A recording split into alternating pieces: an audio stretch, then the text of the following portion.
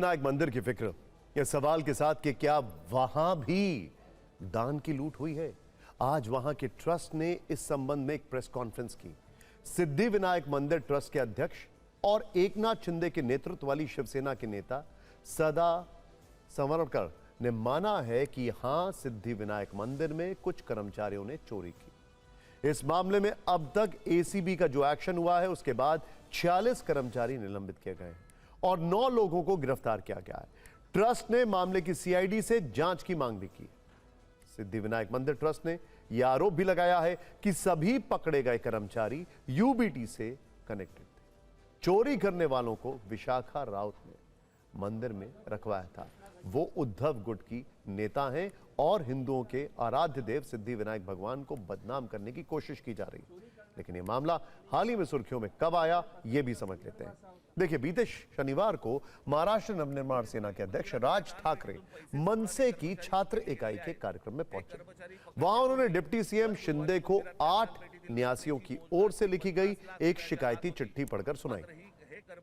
तब उन्होंने कहा था कि सिद्धि विनायक मंदिर में दान पेटी से पैसे चुराने वाले कुछ कर्मचारियों को सतर्कता के कारण पकड़ लिया गया है, लेकिन वहां हर साल 18 करोड़ रुपए की चोरी हो गई। अब आप भी सुनिए इस पूरे मामले पर महाराष्ट्र में किस तरह सियासत हो रही है, फिर वहां के भक्तों का दर्द भी जानेंगे।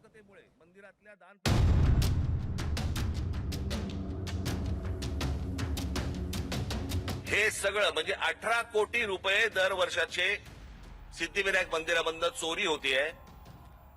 आपण भाबडेपणाने भाविकपणे आपण तिकडे जातोय, दानपेटीमध्ये आपण टाकतोय, हे असल्या चोऱ्या होत आहेत। ही माणसं सगळी मंदिरं लूटतायत। ये बहुत बड़ा एक गैंग है बोल सकते हैं हम लोग। कर्मचारी है लेकिन गैंग है। वो लोग तीसरा माला या हर जगह पे जो दान पेटी होती थी उठा के 3rd फ्लोर पे लेके जाते थे, वहाँ से पैसा निकालते थे। 2-4 लोग हैं, उनको विशाखा राउत ने नौकरी पे रखा था।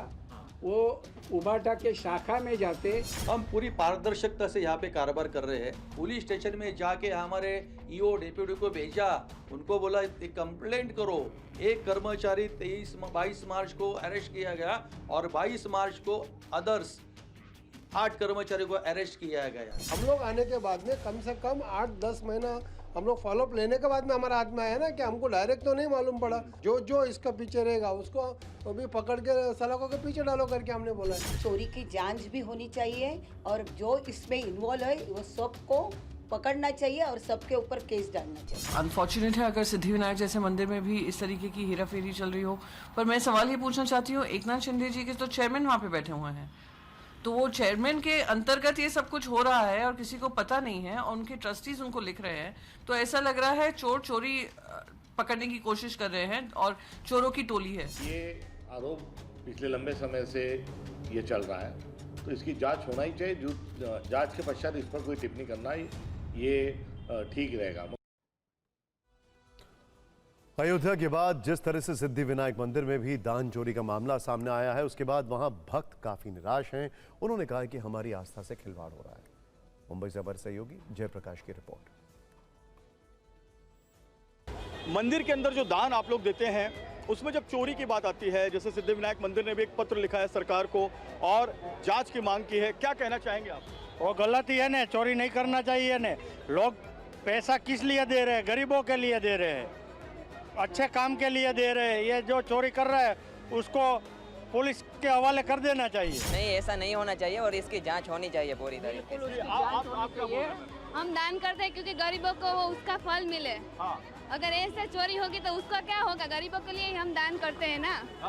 भक्तों के साथ खिलवाड़ हो रहा है।